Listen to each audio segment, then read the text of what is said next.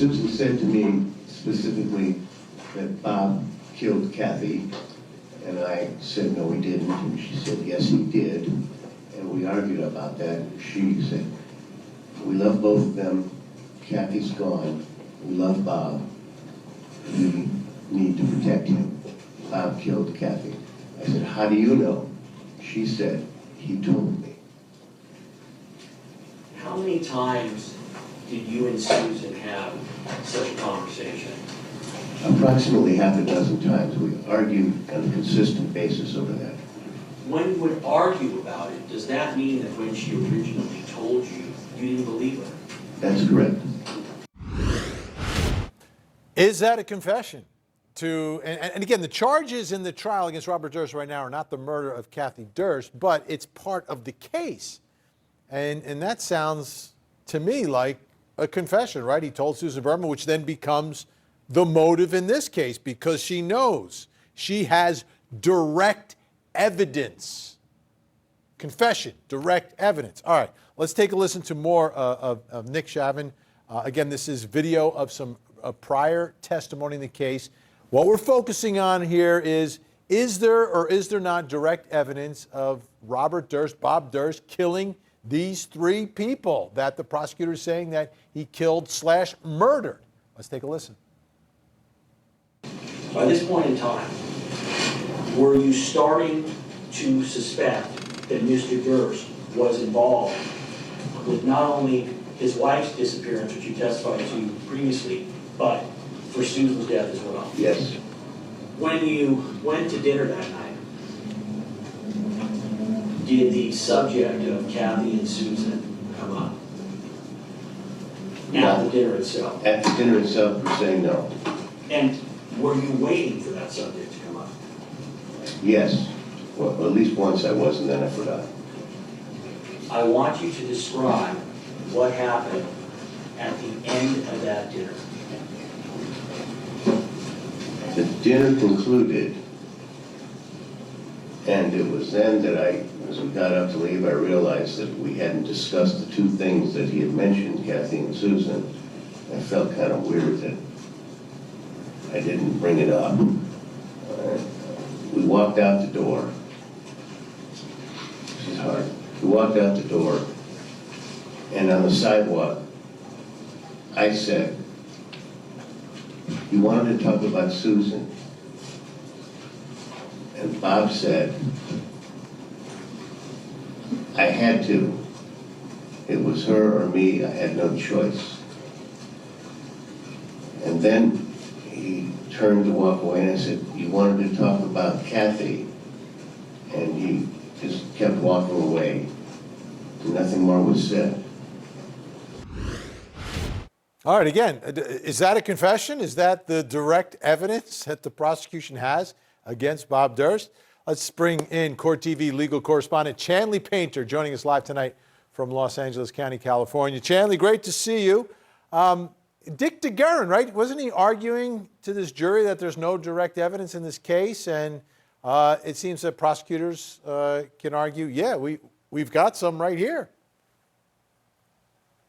Yeah, in fact, Prosecutor Lewin vehemently objected when Dick DeGuerin said that yesterday during the closing argument, saying he was misstating the evidence. There is indeed direct evidence for the prosecution in this case. And if you just take a listen to the prosecution closing argument, Habib Balian, Ethan Milius spent a day and a half going through direct and circumstantial evidence they say points directly to Robert Durst and to the fact of confessions. One of the main points Habib made were for Susan Berman's death was the fact that Robert Durst had multiple admissions of it. So I wanted to take a look at what all Robert Durst admitted to through the evidence of the witnesses over time. And so he made admissions to, of course, Susan Berman, Nick Chavin, and Sarah Kaufman. So Bob told Susan, who told Nick Chavin, that Bob killed Kathy. That's into evidence. Also, Bob told Nick Chavin that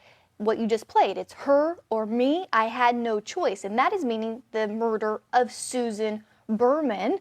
And then also in evidence, Bob told Sarah Kaufman. Now, he is the son of Susan Berman's boyfriend, and this came by way of stipulation, Vinny, that Robert Durst had a loaded gun and he did it, which means he killed Morris Black. So through the evidence, the prosecution has introduced statements through witnesses of Bob Durst's own words, allegedly, that he had something to do with Kathy's disappearance and death, with Susan Berman's murder, and with Morris Black. All right, I want to listen to a little bit of John Lewin, the prosecutor, talking about the third one that you just mentioned there, the testimony of Sarah Kaufman. Let's listen. Sarah Kaufman would testify as a witness in this case to the following. He would testify that on March 9, 2002, he visited Bob Durst in the Galveston jail. During that time, they had a conversation where the following exchange took place. And please read this slowly. Will do. This is going to be from a recorded interview that Sarah Kaufman gave to detectives on April 23, 2003, page 4, lines 5 through 18. Kaufman, and he seemed very lucid. He knew what he had done. He said it had been an accident. It was like heat of the moment, and they had had some argument. Now, he didn't tell me what, but something had happened where he went and got his loaded gun and did it. Question. He said that they had gotten into an argument, that he answered Kaufman. Yeah, there was some, well, I shouldn't say specifically, I'm not quite verbatim, but that was like the sense that I got was that some argument, some fight, some confrontation that took place in his apartment.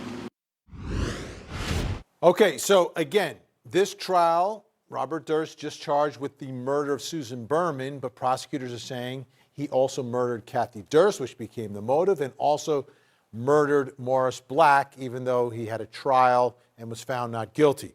Let's bring back in our think tank. Brian Weiss, another Texan with us, Ian Freeman, Brian Watkins.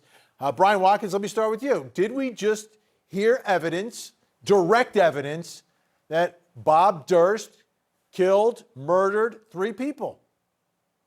No, we didn't. Direct evidence and a confession would come from the defendant himself. I never heard Robert Durst say that he killed these people. He didn't testify that he killed these people. We have to take the word for other people. That's usually what we call hearsay, and hearsay is usually not admissible. I understand that it's the statement of the defendant, but the bottom line here is you got to believe the person that's telling you this, because you're not hearing it from Robert Durst's mouth. We scrutinize confessions even when they're to the police. Those confessions get scrutinized. Was it coerced, or did he actually say it? That's why it has to be on videotape. So we don't really have direct evidence, in my opinion, of Robert Durst saying that. We got some other people saying that he said it, but that's called hearsay. Out-of-court statements offered for the truth. What do we have here, Ian Freeman? Yes, technically is it considered direct? In my opinion, yes, it is. However, I agree with Brian on the one point that it really comes down to credibility of the person at the stand saying, this is what he told me.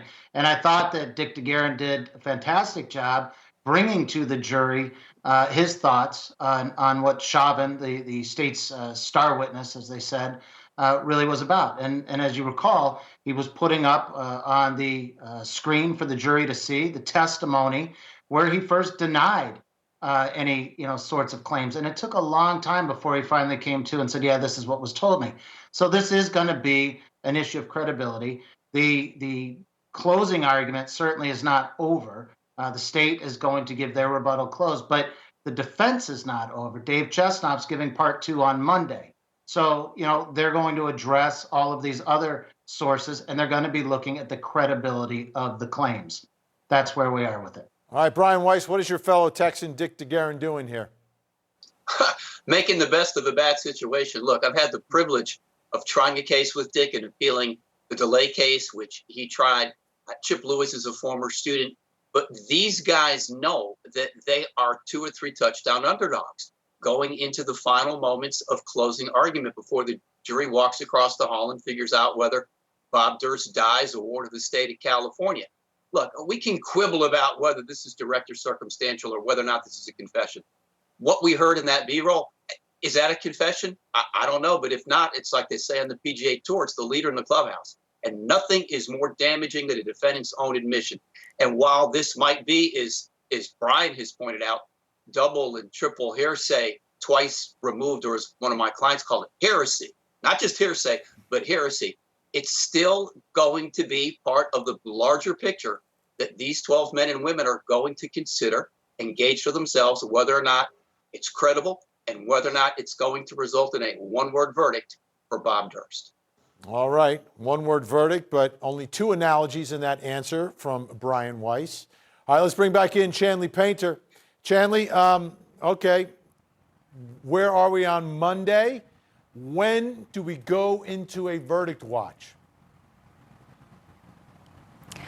Likely Tuesday afternoon, Vinny, but Monday, the defense closing argument continues with a different defense attorney taking the helm. That's David Chesnoff, co-counsel. He will take over. He'll finish up the defense closing argument. Then prosecutor John Lewin will have his time for the final word before this jury, probably to start Monday going into Tuesday early, and then we will be in a verdict watch here in California, and Durst does face up to life in prison if convicted of the murder of Susan Berman. All right, Chanley Painter, rest up. Big week coming up next week out there in Los Angeles County.